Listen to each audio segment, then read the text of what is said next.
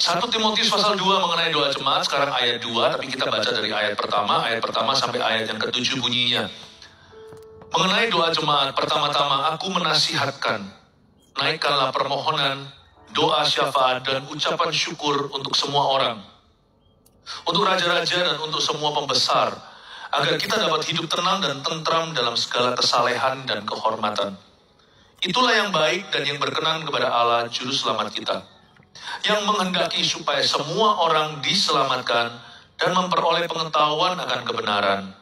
Karena Allah itu esa, dan esa pula Dia yang menjadi pengantara antara Allah dan manusia, yaitu manusia Kristus Yesus, yang telah menyerahkan dirinya sebagai tebusan bagi semua manusia. Itu kesaksian pada waktu yang ditentukan. Untuk kesaksian itulah aku telah ditetapkan sebagai pemberita dan rasul.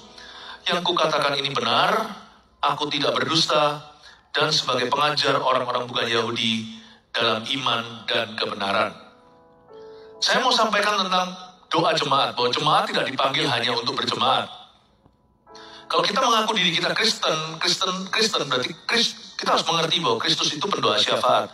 Ada satu pelayanan Tuhan Yesus yang masih lanjut, mati di kayu salib sekali untuk selama-lamanya. Mati di Golgota tidak akan lagi diulang untuk kedua kalinya. Jadi, pelayanan apa yang masih Yesus lakukan sekarang dari sorga? Kitab Ibrani katakan, Dia berdoa senantiasa untuk kita. Dalam bahasa Inggrisnya, He continues to intercede for His children, His church, and for the world. Dia terus berdoa syafaat untuk anak-anaknya, untuk gerejanya, gereja perjanjian baru, dan untuk bumi ini.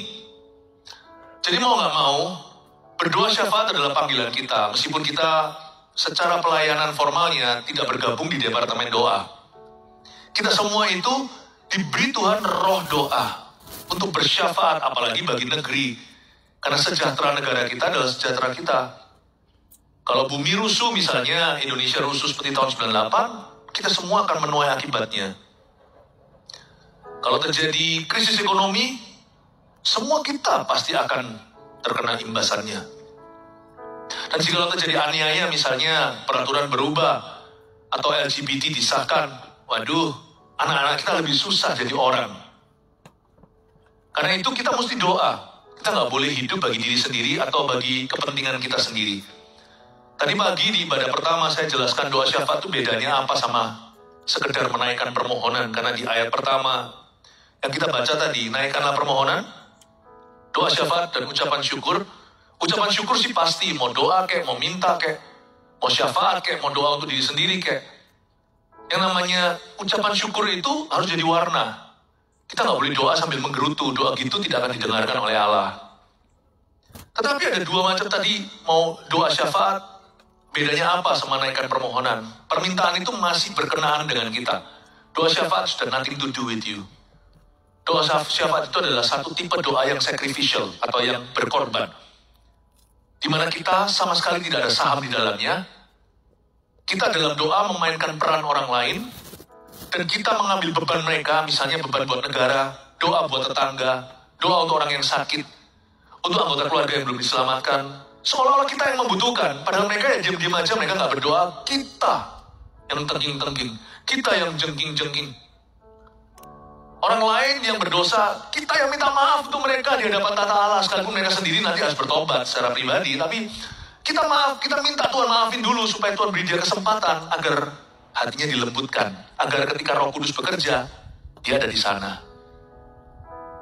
Supaya Tuhan itu melembutkan hatinya, kita dulu yang mengaku, Tuhan ampunilah Tuhan, kami ini yang berdosa, kami. Daniel kan sembahyang begitu, padahal Daniel itu saleh. Tapi dia doa untuk orang Israel yang murtad. Dia yang berdoa di ruang doanya secara pribadi dan berkata, kami ini bangsa yang bejat, bangsa yang berdosa, ampuni kami. Kami ini tidak lebih baik dari nenek moyang kami, ampuni kami dan patahkanlah, putuskanlah kutuk nenek moyang.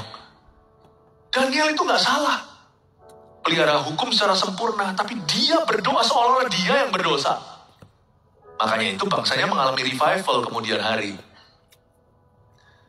Itulah doa syafaat. Doa syafaat itu tidak ada hubungannya sama kita. Tapi sebenarnya terhubung kalau kita itu dicelikan Tuhan. Kalau di luar basah, kita basah. Di luar kering, kita kering. Sejahtera kota, sejahteramu. Sejahtera kota, sejahtera keluargamu. Kalau bangsa kita diberkati, bukannya banyak lowongan pekerjaan. Kalau semua orang kena PHK, masa yang Kristen nggak kena? Tapi jangan harapkan orang-orang yang non-Kristen yang berdoa. Karena kita yakin doa itu harus beralaskan nama Yesus. Siapa lagi kalau bukan pengikut Kristus? Siapa lagi yang pakai nama Yesus? Gimana mereka bisa berdoa pakai nama Tuhan, mereka belum percaya Tuhan? Mau nggak mau, kita lah pendoa syafaat. Kita harus berdiri di antara bangsa kita dengan Tuhan. Kita berseru bagi mereka.